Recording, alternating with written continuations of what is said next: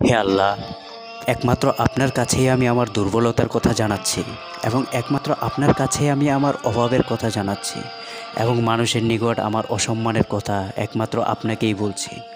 হে আরহামার রাহিমিন, আপনি তো প্রতিটি দুর্বল ব্যক্তির রব এবং আপনিই তো আমার রব। আপনি কার কাছে আমাকে ছেড়ে দিলেন? এমন অচেনা মানুষের কাছে যারা আমার ক্ষতি করতে চায়, নাকি এমন শত্রুর কাছে যাকে আপনি আমার চেয়ে অধিক শক্তি দিয়েছেন?